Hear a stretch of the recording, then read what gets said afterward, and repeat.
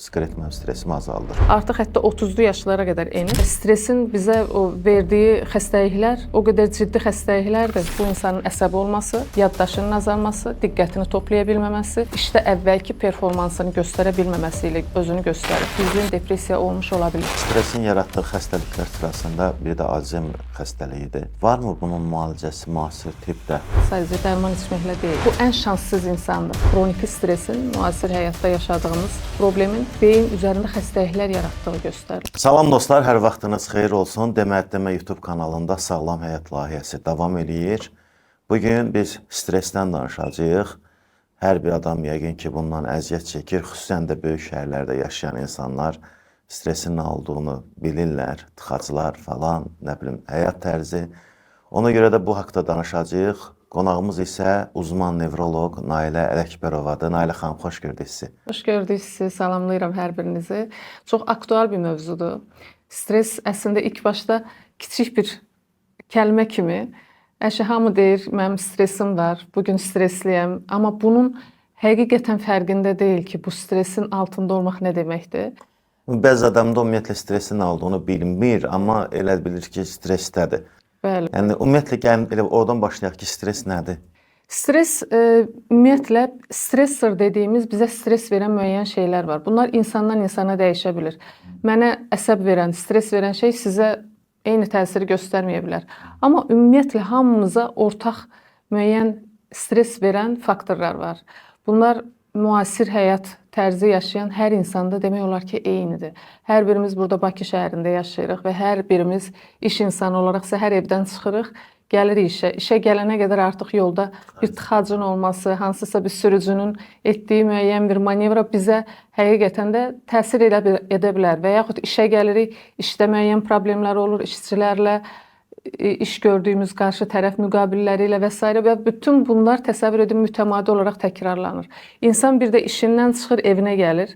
Evində əgər stres varsa, yəni həyat yoldaşı, övladları və yaxud bərabər yaşadığı başqa insanlar, artıq düşünün, bu ən şanssız insandır.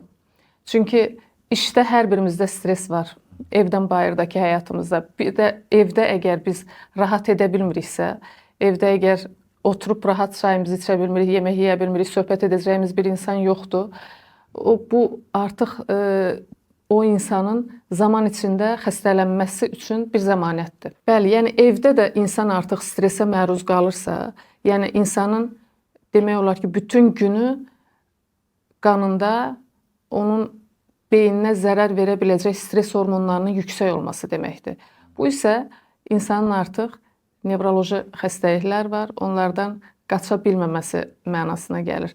Ona görə mən hər zaman deyirəm, xəstələrlə söhbət etdiyim zaman təbii ki, müayinəmizi edirik, diaqnoz qoyub müalicəyə başlayırıq, amma bu söhbət mən mütləq xəstələrimlə edirəm. İş həyatı necədir? Öz evdə şəxsi həyatı necədir? Bu insanın rahat edə biləcəyi bir yer varmı? Çünki nevroloji xəstə mütləq stres faktorları həyatında olsa da evində rahat ola bilməlidir o insan. Onu başa düşən insanların çevrəsində olmalıdır. Onu rahatlada biləcək yanında insanlar olmalıdır. İnsan yoxdur, ən azından bir ev heyvanı olmalıdır. Yəni bu insan xaricdən artıq evə, daxili dünyasına, evinə gəldikdə rahatlaya bilməlidir. Və stresin bizə o verdiyi xəstəliklər o qədər ciddi xəstəliklərdir. Onları əminəm ki, bir çox insan indi o barədə danışarıq biz. Bilsələr bunun nə qədər stresin, yəni kiçik görünən o kəlmənin əslində nə qədər böyük fəsada səbəb ola biləcəyini dərk edər. Belə deyək də Nailə xanım, bunun kimyası haqqında biraz danışmaq istəyirəm. Düzdür, məsələn, vicdan deyirlər. Vicdan əslində bədəndə xüsusi bir orqanda ifraz olunan bir şey deyil də, yəni bu məhvumdur.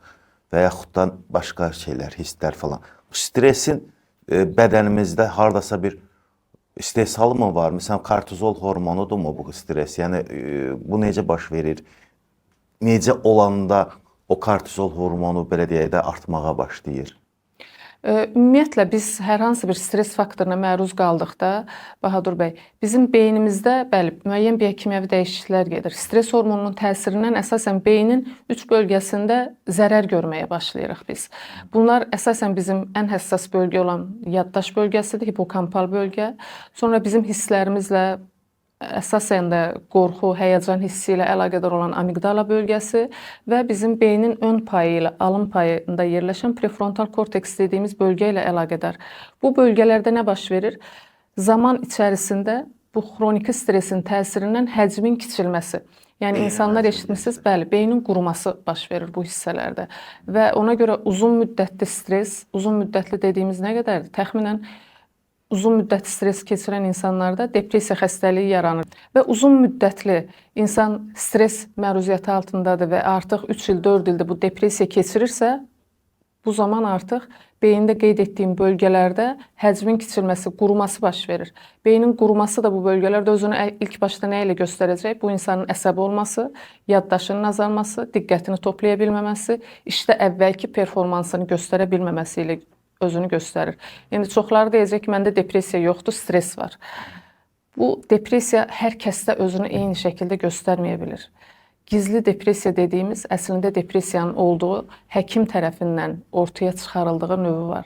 Yəni o klassik olaraq çox insanlar görə bilərsiniz, danışır, gülür, özünü şən, əhval-ruhiyyədə göstərə bilir, amma onda gizlin depressiya olmuş ola bilir və bu gizlin depressiyada beyində artıq öz işini görür. Necə müəyyən edirsiniz? Bir insan yanınıza gəlir, bildim o sualları verdiniz, ailə, ev, iş. Bəs bunun müayinə olaraq hansı müayinələrdən keçməlidir ki, bunun stresli olub-olmadığını biləsiniz? Stresin olduğu sadəcə suallarla müəyyənləşdirilir və bunu biz nevroloji xəstəliklərin diaqnostikasında əlbəttə istifadə etdiyimiz obyektiv müayinə üsulları var. Nevroloji xəstəliklərin diaqnozu sual-cavabla qoyulmur. Bu düzdür, bəzi xəstəliklər üçün ön diaqnoz qoymağımıza səbəb ola bilir. Amma dəqiq diaqnoz qoymaq üçün obyektiv müayinə dediyimiz görüntüləmə üsulları var, laborator analizlər var. Bunlara ehtiyac duyuruq. Amma stresli olub-olmaması əlbəttə bunun üçün bu qeyd etdiyim obyektiv müayinə üsullarının heç birinə ehtiyac yoxdur. Sadəcə xəstənin söhbət əsnasında görünüşü, suallara cavab verməsi və ona verdiyimiz o suallara əsasən həyat tərzini müəyyən etməyimiz kifayətdir ki, biz başa düşək bu insan stresli bir həyat tərzi var, yoxsa yox. Bunu bilmək nəyə görə bizə lazımdır? Müalicə ilə bağlı proqnoz verməyimiz.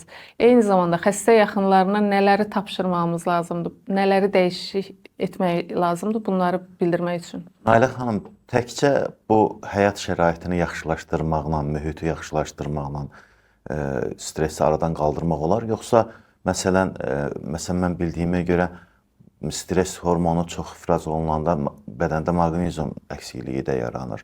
Yoxsa bu qida əlavələri, dərman vasitələri ilə paralel getməlidir bu müalicə? Sadəcə stresi həll edirəm, mənim nevroloji problemim düzələcək, belə deyil. Bu, bilirsiniz, hər tərəfli yanaşma lazımdır. Həkim tərəfindən müalicə təyin olunur, xəstə dərmanlarını qəbul edir, ya xəstəxanada, ya ev şəraitində. Amma bunun yanında, bəli, xəstənin yaxınlarına və özünə əgər dərk edə biləcək səviyyədədirsə, izah edirik ki, stres faktorlarını azaltmaq mütləq lazımdır. Çünki stres altında bizim müalicənin təsiri istədiyimiz səviyyədə olması mümkün deyil.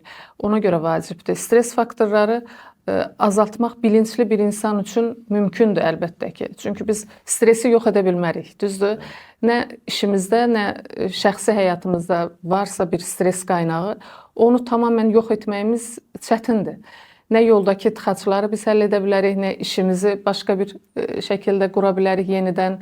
Müəyyən dəyişikliklər edə bilərik, amma köklü dəyişikliklər etmək mümkün deyil. Demək ki, biz nəyi etməliyik? Streslə necə baş etməyi öyrənməyimiz lazımdır. Bu stres faktoru var, hər zaman olub. Sadəcə müasir həyatımızda öncəki illərlə müqayisədə daha çoxdur və son 50 ildə də bununla bağlı tədqiqatlar var. Və bu tədqiqatlar nəticəsində artıq bu xroniki stresin, müasir həyatda yaşadığımız problemin beyin üzərində xəstəliklər yaratdığı göstərilir. Yəni belə çıxır ki, bundan dostlaşmalıyıq da. Biz də bunu qaça bilmirik. Deyir, qonşum pisdir, köç qutar. Yəni biz bunu necə eləyək? Bu həqiqətən də stressiz mümkün deyil də. Yəni necə bacarmaq? Stres faktorlarının ən başında, yəni hər birimizin istifadə etdiyi mobil telefonlar gəlir. Bu barədə mən dəfələrlə bildirirəm. Mobil telefonları düzgün istifadə etməyi öyrənməliyik. Çox insan elə başa düşür, telefonum varsa, demək ki, mən bununla istədiyim qədər vaxt keçirtməliyəm. Xeyr, telefon bəli lazımdır, amma bunu doğru istifadə etməyi də biz öyrənməliyik. Əksər insanlar səhər yuxudan durandan, gözünü açandan Gecə saatı deyə bilmirəm mən. Soruşuram. Mən əlaqədar olaraq mən də eləyəm, nə gizlədim. İşte 4 çevrəmdə insanlar bu vəziyyətdədir. Bunun səbəbi nədir Bahadur bəy? Çünki telefon istifadəsi zamanı bizdə artıq dopamin asılılığı yaranır. Zərərli maddələr istifadəsində beyində hansı dəyişikliklər gedirsə, təsəvvür edin, telefon istifadəsi zamanı da buna bənzər dəyişikliklər gedir. Ona görə artıq asıllıq var və insan telefon istifadə edir, beyində dopamin salgısı olur. Telefonu əlindən aldığı zaman görürsünüz necə əsəbləşir, aqressivləşirlər və telefona baxma ehtiyacı olur. Oradakı fərqi yoxdur, mənfi və yaxud müsbət məlumatları almaq. Müsbət məlumatlar alır, bu niyə ziyandır? Çünki başlayır özünü müqayisə etməyə. Burada filan kəsi gördüm, onda nə isə var, ondan məndə yoxdur. Onu bütün gün artıq o beynində düşünməyə başlayır. Mənfi məlumatlar orada oxuyur, o da onu düşündürməyə başlayır ki, bu hadisə niyə baş verdi? Təşviş, həyəcan keçirməyə başlayır. Və ən həssas bölgə beyində yaddaşla əlaqədar bölgələr olduğuna görə ilk başlarda özünü diqqət əksikliyi ilə, beyində dumanlanma, yaddaşın zəifliyi ilə özünü göstərə bilir bu hallar. Və bunu da əslində düzəltmək öz əlimizdədir. Telefonu kənara qoyacağıq. Telefonu doğru istifadə etməyi öyrənəcəyik. Telefonu saatla, dəqiqə ilə istifadə etməyi öyrənməyimiz lazımdır. Bu yaşından... İstəyirəm, bir şeyə fikir vermişəm. Əvvəl video olaraq YouTube-u izləyəndə bu short falan, reelslər çıxmamışdan, yeri gəlmişkən biz də çəkirik bunu falan, paylaşırıq. Amma reelslər çıxmamışdan bir uzun video olardı YouTube-da. Onu açardıq belə rahatlıqla, kofemizi, çayımızı qoyurduq qabağımıza.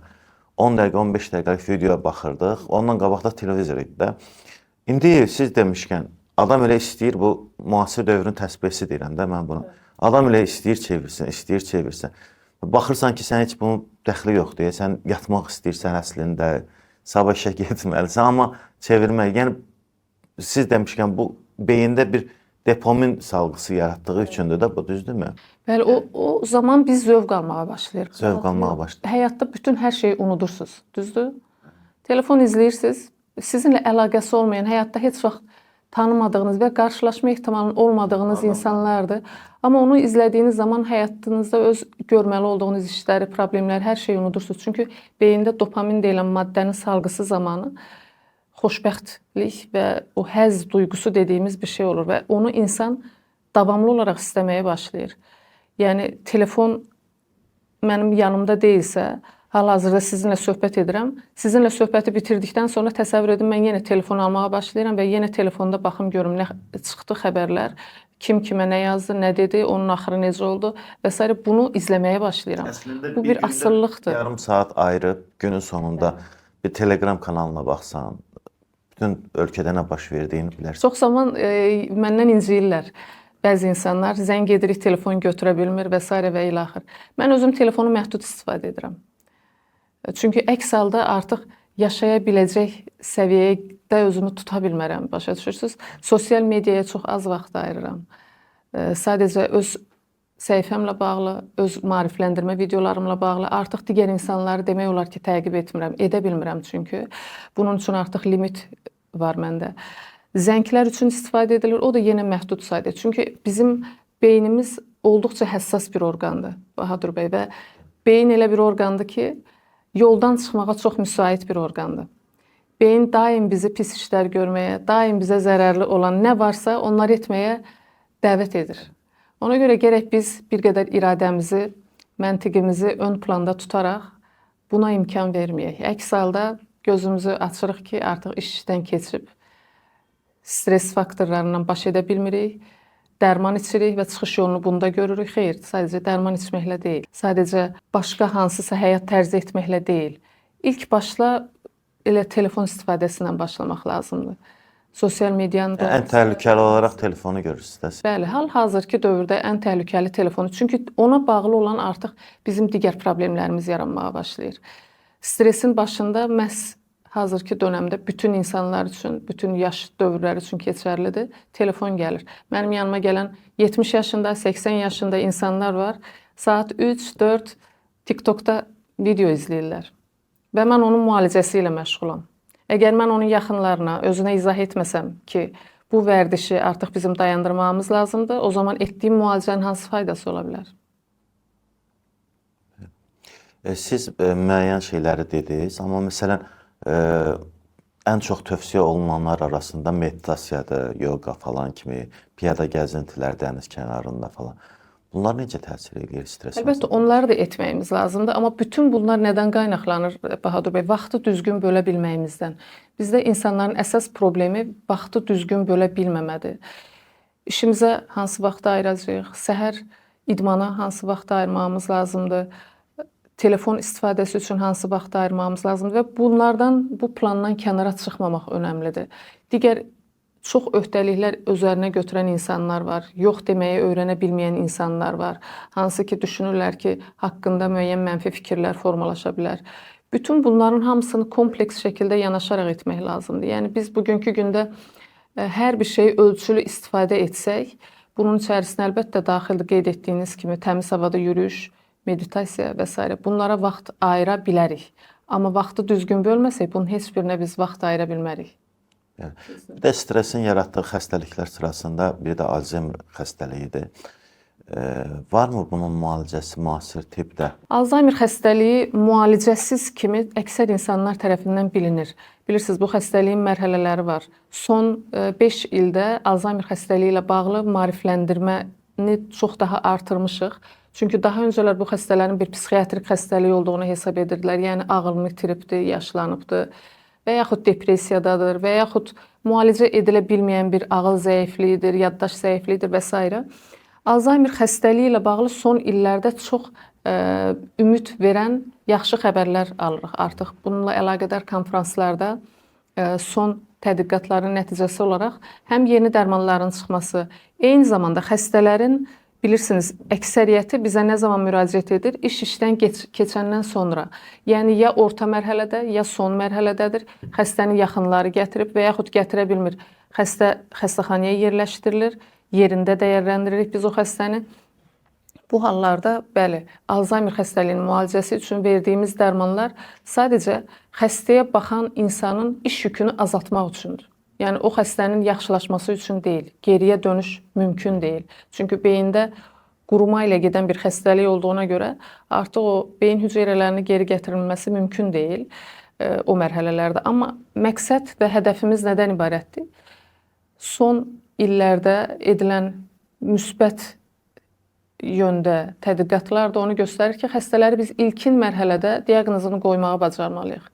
Yəni, bir insan özündə, yaddaşında, diqqətində artıq problem hiss edirsə, görür, iş performansı zəifləyib, unutqanlıqları gedərək davam edir və yaxud artırsa, artıq özü həkimə müraciət etməlidir. Yəni, preklinik dönəm olsun, ilkin dönəm olsun, bu zaman insan özü həkimə gedə bilir. Amma ondan sonraki mərhələlərdə artıq onu kimsə başqa bir yaxını tərəfindən həkimə gətirilmiş olur. İlkin mərhələdə gələn Alzheimer xəstələrində diaqnostik müayinə üsulları var. Onlar sadəcə sual-cavabla deyil, sadəcə bəzən saat şəkli çəkdirmək və s. o keçmiş müəyyən üsullar var idi. Bunlarla deyil, artıq tam obyektiv üsullarla diaqnozu qoymaq mümkündür və bundan sonra artıq xəstədə qoruyucu müalicələr başlayır. Qoruyucu müalicələr beynin qalan hüceyrələrini qoruya bilmək üçündür. Daha da pisləşməsin. İllərlə biz o xəstəni həmin mərhələdə saxlamağımız mümkündür. Bu da böyük bir uğurdur. Təsəvvür edin, həyatın ən məhsuldar çağında, təxminən 40-lı, 50-li yaşlarda bu dəyişikliklər başlaya bilir. İnsan özündə hiss edə bilir. Artıq hətta 30-lu yaşlara qədər enib. Bu mərhələdə siz Alzheimer riskiniz varmı, yoxmu müraciət edirsiniz. O müayinələrdən sizi keçiririk və sizə artıq qoruyucu müalicə başlayırıq. Bu nəinki sizin özünüzün, eyni zamanda yaxınlarınız üçün gələcəyin doğru planlaşdırılması, həyatı yenidən qazanmaq deməkdir. Bu olduqca vacib bir şeydir. Ona görə Alzheimer xəstəliyi ilə bağlı düşünülməsin ki, müalicəsi yoxdur. Vaxtında həkimə müraciət etdikdə, ona doğru müalicə başlandıqda və dəstəkləndikdə, eyni zamanda əlbəttə ki, artıq əvvəlki illər kimi çarəsiz deyilik, insanların həyatını bu şəkildə qorumaq mümkündür. Nailə xanım, bir son sualım olacaq sizə. Bax, xüsusən kişilərin bu bəhanəsidir deyə ya nədirsə, stresdəyəm deyə siqaret çəkirlər ki, siqaret mənim stresimi azaldır və yaxud da axşam işdən sonra içki məclisləri falan bəsməkən. Bu ziyanlı vərdişlər dediklərimiz, sağlamlığa ziyan olan bu spirtli içki, siqaret stresi azalda bilirmi? Stresi azaltmaq üçün içərisində bəzi maddələr var. Amma siqaretin verdiyi zərər, siqaret bizim əksər xəstəliklərdə, beyin damar xəstəlikləri olsun, degenerativ xəstəliklər olsun, ilk sırada gedən dəyişdirə biləcəyimiz bir risk faktorudur. Bu o deməkdir ki, Bahadur bəy, biz əgər siqaretin təsirinə məruz qalırıqsa, o zaman qaçılmaz olduğumuz beyin damar xəstəlikləri, yəni insult xəstəliyi, yaddaş xəstəlikləri kimi xəstəliklər var. Və biz əslində bu siqareti kəssək, bu xəstəliklərə yoluxma ehtimalımızı azaltmış oluruq. Mən düşünürəm ki, o insanlar hansı ki, stresə görə siqaret çəkir, bu siqaretin verə biləcəyi təsirləri tam olaraq bilmirlər. Çünki onu tam olaraq bilsələr bu qədər ciddi əlavə təsirlərinin ola biləcəyini, o zaman qətiyyən çəkməzlər. Çünki əksər insanlar elə başa düşür, ürəyə ziyandır. Xüsusilə ürək damar tıxanmalarına səbəb ola bilər və s. Amma beyin xəstəlikləri üçün siqaret əksəriyyətində ilk sırada olan bir risk faktorudur. Bəs içki, araq, çaxır? Spirtli içki ilə bağlı son illərdə çox araşdırmalar var. Daha əvvəllər belə ifadə edirdik ki, biz pasiyentlərimizə spirtli içki qəbul edə bilərsiniz, amma çox qəbul etməyin. Gündə təxminən hər o içki növünə uyğun olan ölçü vahidini çalışın qəbul edəsiniz. Amma bu son olan tədqiqatlardan sonra artıq bunu xəstələrimizə deyə bilmirik. Çünki mütəmadi olaraq spirtli içkinin qəbul edilməsi artıq insanlarda xüsusilə yaddaş xəstəlikləri ilə bağlı risk yaratmağa başlayırlar və zaman içərisində bu qaçılmaz olur. Ona görə spirtli içki qətiyyən içməməyi tövsiyə edirik. Ailə xanım, təşəkkür edirik. Çox sağ olun. Ümid edirəm ki, tamaşaçılar üçün də çox dəyərli bir müsahibə oldu. Yenidən sizi müsahibələrімizdə gözləyəcəyik.